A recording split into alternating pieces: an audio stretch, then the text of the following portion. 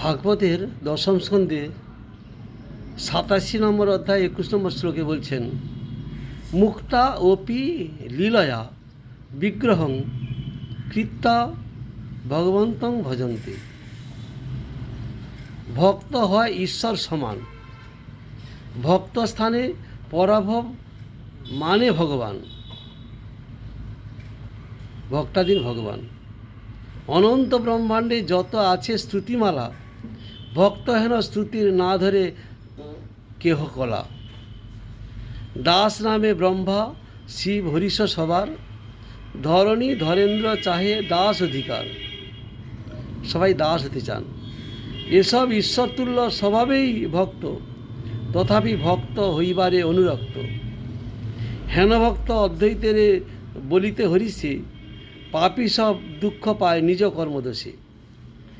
কৃষ্ণের সন্তোষ বড় ভক্ত হেন নামে, কৃষ্ণচন্দ্র বিনে ভক্ত আর কেবা জানে।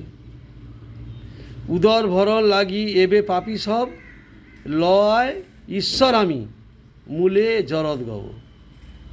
গর্ধব শৃগাল তুল্য শিষ্যগণ লইয়া, কেহ বলে আমি রঘুনাথ ভাব গিয়া। শিষ্যগুলোকে সঙ্গে নিয়ে এই গর্ধব শৃগাল তুল্য বলে আমি রঘুনাথ, আমাকে সবাই সেবা করো, আমি ভগবান। এগুলো উদর ভরণ লাগিয়ে এবে পাপীগণ, যারা পাপী নিজেদের ভোগ চরিতার্থ করার জন্য ভগবান সে সাজেন। আর সেই গর্ধব শৃগাল তুল্য শিষ্যগণের কাছে সমস্ত কিছু আনন্দ পান গ্রহণ করেন, নিজের ভোগ চরিতার্থ করেন। আমি রঘুনাথ। কুকুরের ভক্ষ দেহ ইহারে লইয়া, বলয় ঈশ্বর বিষ্ণু মায়া মুগ্ধ হইয়া। কুকুরের ভক্ষ দেহ, যে দেহ পতন হলে কুকুর শিকার ভক্ষণ করবে, কৃমিকীট বিষ্ঠায় পর্যন্ত, তাকে নিয়ে অহংকার করে না আমি ভগবান।